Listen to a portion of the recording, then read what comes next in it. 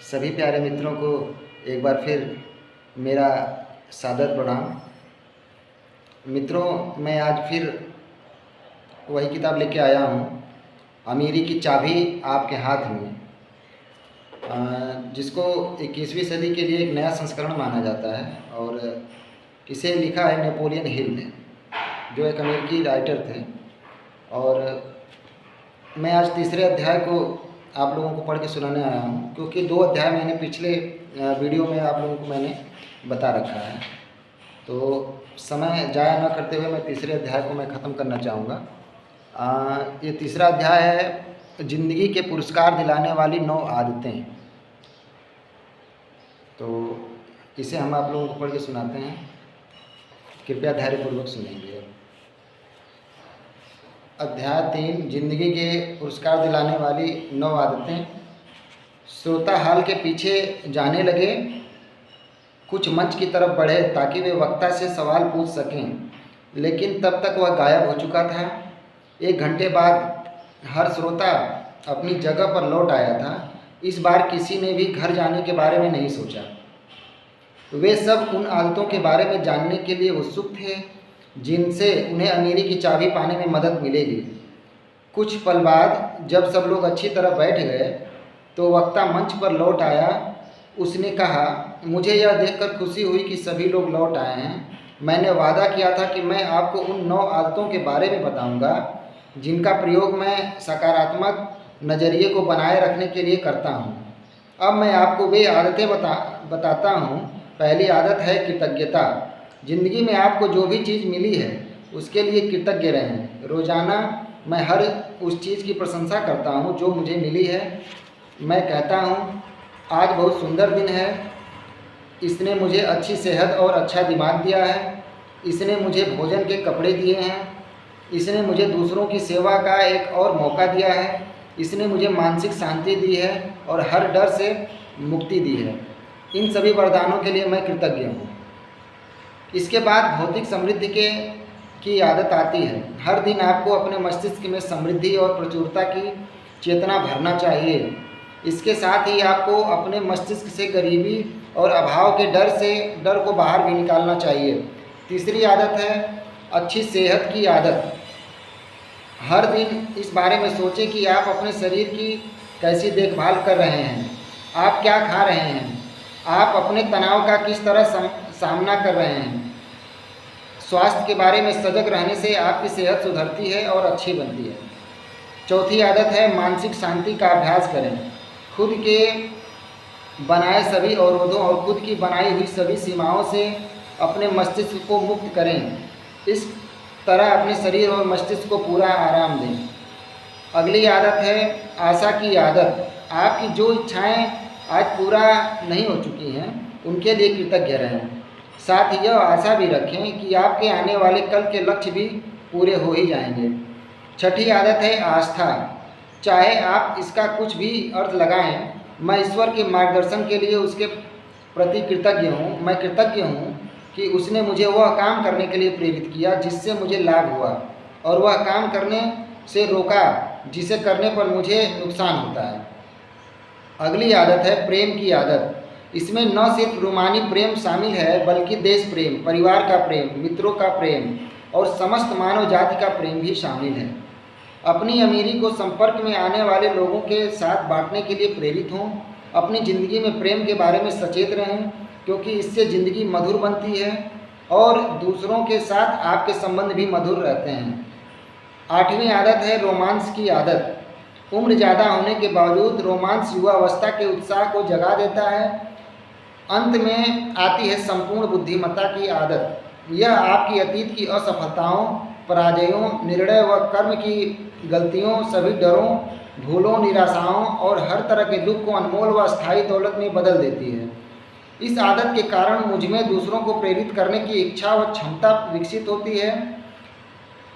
इसी वजह से मैंने भी लोगों को प्रेरित किया ताकि वे अपने मस्तिष्क के स्वामी बन सकें और ज़िंदगी की दौलत हासिल करने के लिए अपने मस्तिष्क की शक्ति का प्रयोग कर सकें। बुद्धिमत्ता से मुझे इस बात की प्रेरणा भी मिलती है कि मैं अपनी नियामतें उन लोगों के साथ बांटूं जो उन्हें पाने के लिए तैयार हो चुके हैं। इस तरह दूसरों को लाभ पहुंचाकर मैं अपनी नियामतों को कई गुना बढ़ा लेता हूँ। जिंदगी में ईश्वरीय संपूर्ण बुद्धि के प्रति मैं कृतज्ञ रहूँगा, क्योंकि उसी ने मुझे यह सच्चाई बताई है कि कोई भी मानवीय अनुभव ऐसा नहीं है जो इंसान को पीछे रोक सके। इसने मुझे यह भी बताया है कि हर अनुभव को उपयोगी सेवा में रूपांतरित किया जा सकता है। इसने मुझे सिखाया है कि विचार की शक्ति ही वह एकमात्र शक्ति है जिस पर इंसान का पूरा नियंत्रण होता है। इसने मुझे यह भी सिखाया है कि विचार की शक्ति को इच्छानुसार सुख में बदला जा सकता है और इस शक्ति की सीमाएं सिर्फ हम तय करते हैं। ये 9 आदतें 12 दौलतों का लाभ उठाने के लिए आपके मस्तिष्क को तैयार करेंगी। वे एक माध्यम बन जाती हैं जिसके द्वारा आप अपने मस्तिष्क को मनचाही चीज़ों पर केंद्रित कर सकते हैं और अनचाही चीज़ों से दूर ले जा सकते हैं। वे आपको हर तरह के नकारात्मक मानसिक नज़रिए से बचाती है। इस तरह वे नकारात्मक विचार के बीज को नष्ट कर देती है और मस्तिष्क की मिट्टी में उस बीज को अंकुरित ही नहीं होने देती है। ये आदतें आपकी मदद करती हैं ताकि आपका मस्तिष्क आपके प्रमुख लक्ष्य पर केंद्रित रहे और उसे हासिल करने के लिए आप अपनी पूरी क्षमता से काम कर सकें। इन आदतों की बदौलत आप अपने साथ, दुनिया के साथ और अपनी अंतरात्मा के साथ सुख शांति से रहते हैं। ये आदतें उस सच्चे स्वरूप के अस्तित्व को उजागर करती है जो उस शक्ति की प्रेरणा से सोचता है, चलता है, योजना बनाता है, इच्छा करता है और काम करता है, जो यह जानती है कि असंभव जैसी कोई चीज़ नहीं होती है। इन आदतों ने बार बार यह साबित किया है कि हर विपत्ति में उसके बराबर का समतुल्य लाभ का बीज छिपा होता है। इसलिए जब आप विपत्ति में हों या विपत्ति आती है जो सब पर आती है, तो आप उससे घबराते नहीं हैं, बल्कि तत्काल समतुल्य लाभ के बीज की तलाश करने लगते हैं और उसे अवसर के रूप में अंकुरित करके उसका पूरा लाभ उठाते हैं। इस तरह इन आदतों ने सकारात्मक नज़रियों को कायम रखने में मेरी बहुत मदद की है। 12 दौलतों का उपयोग कैसे किया जाए। अब हम अपनी कहानी आगे बढ़ाते हैं। अब हम वह फिलॉसफी बताते हैं जिसे 12 दौलतों को पाने के लिए अपनाना होगा। दौलत हासिल करने के लिए मस्तिष्क को तैयार करने का तरीका मैं बता चुका हूँ, लेकिन यह तो सिर्फ शुरुआत है। मुझे अभी यह बताना है कि इंसान इन दौलतों का स्वामी कैसे बन सकता है और उनका पूरा उपयोग कैसे कर सकता है। कहानी एक सदी से भी पहले की है। इसकी शुरुआत एंड्रयू कार्नेगी के जीवन में होता है। वे एक महान परोपकारी और अमेरिकी पूंजीवादी के प्रतिनिधि उद्योगपति थे। कार्नेगी ने सभी 12 दौलतें हासिल की। इन दौलतों का आर्थिक हिस्सा इतना बड़ा था कि खुले हाथों से दान देने के बावजूद भी वे उसे अपने जीवन काल में खत्म नहीं कर पाए। उनकी मृत्यु के बाद यह हिस्सा उन लोगों के पास आ गया जो अब भी इसका प्रयोग मानव जाति के हित में ही कर रहे हैं। कार्नेगी 9 आदतों में से पूरी तरह निपुण थे। संपूर्ण बुद्धि से उन्हें इतना लाभ हुआ कि वे न सिर्फ अपनी भौतिक दौलत का दान करने के लिए प्रेरित हुए, बल्कि लोगों को एक ऐसी फिलॉसफी सिखाने के लिए भी प्रेरित हुए जिसके द्वारा वे भी दौलत हासिल कर सकें। इस फिलॉसफी में 18 सिद्धांत हैं जो हर दृष्टि में अमेरिका के महान संविधान और अमेरिकी पूंजीवाद के सिद्धांतों के अनुरूप है। इस फिलॉसफी को संकलित करने में 20 साल की मेहनत लगी। इसमें कार्नेगी के अलावा 500 अन्य महान अमेरिकी उद्योगपतियों ने सहयोग दिया। इन सभी ने अमेरिकी पूंजीवाद में जिंदगी भर के व्यवहारिक अनुभव से सीखे गए सिद्धांत बताकर इस फिलॉसफी के संकलन में अपना योगदान दिया। सफलता की फिलॉसफी को संकलित करने का कारण बताते हुए कार्नेगी ने कहा था, मैंने अपना पैसा दूसरों की मेहनत से कमाया है और जितनी जल्दी हो सके मैं इसे लोगों को वापस लौटाना चाहता हूँ। समस्या यह है कि मैं उन लोगों को दान नहीं देना चाहता हूँ जो कुछ दिए बिना कुछ पाने की इच्छा से प्रेरित होते हैं। बहरहाल धन मेरी सबसे बड़ी दौलत नहीं है। मेरी असली दौलत तो वह ज्ञान है जिससे मैंने अमूर्त और मूर्त हर तरह की दौलत पाई है। इसलिए मैं चाहता हूँ कि इस ज्ञान को एक फिलॉसफी का रूप देकर हर उस व्यक्ति को उपलब्ध कराया जाए जो अमेरिकी अर्थव्यवस्था में अपने सुनहरे अवसर की तलाश करता है। कार्नेगी लोगों को जो फिलॉसफी सौंपना चाहते थे उसी से मुझे 12 दौलतें भी मिली हैं। आज ज़िंदगी में मेरे पास जो कुछ है वह सब उसी फिलॉसफी से मिला है। मैं यहाँ जिन दौलतों के बारे में बता रहा हूँ, अगर आप उन्हें पाना चाहते हैं तो आपको भी इस फिलॉसफी को अपनाना चाहिए और इस पर अमल करना चाहिए। इस फिलॉसफी के सिद्धांतों को विस्तार से बताने से पहले मैं आपको संक्षेप में बताना चाहता हूँ कि अब तक इसकी बदौलत दुनिया भर के लोगों को कितना लाभ हुआ है। इसका अनुवाद 4 भारतीय भाषाओं में हो चुका है और यह भारत को 20 लाख लोगों के लिए उपलब्ध हो चुका है। इसका अनुवाद पुर्तगाली भाषा में हो चुका है, जिससे ब्राज़ील में यह 15 लाख लोगों की सेवा कर चुकी है। ब्रिटिश साम्राज्य में इसका एक विशेष संस्करण प्रकाशित हुआ है, जहां यह 20 लाख से ज़्यादा लोगों को अमीरी की राह दिखा चुकी है।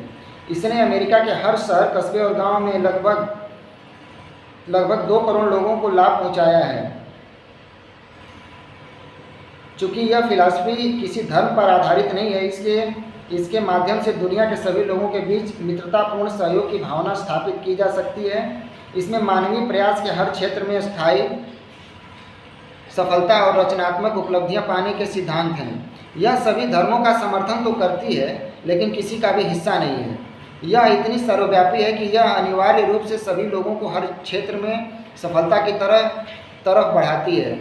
लेकिन आपके लिए इस प्रमाण से ज़्यादा महत्वपूर्ण बात यह है कि यह फिलॉसफी इतनी आसान है कि आप इस पर अमल करना अभी शुरू कर सकते हैं।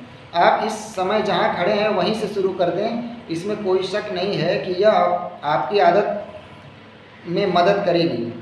ये 17 सिद्धांत एक विश्वसनीय नक्शे के रूप में आपकी सेवा करेंगे और आपको दौलत के स्रोत तक पहुंचाएंगे, चाहे वह दौलत भौतिक हो या अमूर्त। अगर आप नक्शे के मुताबिक चलेंगे तो आप रास्ता भटक ही नहीं सकते हैं। बहरहाल, इसमें दिए सभी निर्देशों का अक्षरशः पालन करने के लिए कमर कस लें। प्रचुर दौलत का स्वामी बनने के बाद आने वाली जिम्मेदारी को उठाने के लिए भी तैयार रहें। और सबसे बड़ी बात यह याद रखें कि स्थायी समृद्धि दूसरों के साथ बांटना चाहिए, और यह भी कि किसी भी चीज़ को हासिल करने के लिए आपको उसकी कीमत चुकाना होगा। अमीरी की चाबी इन 17 सिद्धांतों में से किसी एक सिद्धांत में नहीं छिपी है। इसका रहस्य तो इन सबके तालमेल में है। दरअसल ये सिद्धांत 17 दरवाजे हैं जिनसे होकर गुजरने के बाद ही आप उस अंदर वाले कमरे तक पहुंच पाएंगे जिसमें समस्त दौलत का स्रोत ताले में बंद है। अमीरी की चाबी उस ताले को खोल देगी जब आप चाबी पाने के लिए खुद को तैयार कर लेंगे, तो यह अपने आप आपके हाथ में आ जाएगी। आपकी तैयारी का संबंध इन 17 सिद्धांतों में से पहले 5 सिद्धांतों को समझने और उन पर अमल करने से है। मैं कल आपको इसके बारे में विस्तार से बताऊंगा। अध्याय 4 है मित्रों, निश्चित लक्ष्य। इसके बारे में मैं अगला वीडियो बना करके आप लोगों के सामने प्रस्तुत करूंगा। तब तक के लिए आप लोग इतना धैर्य से हमारी बातों को सुने हैं, इसके लिए बहुत बहुत धन्यवाद आप लोगों का। धन्यवाद मित्रों।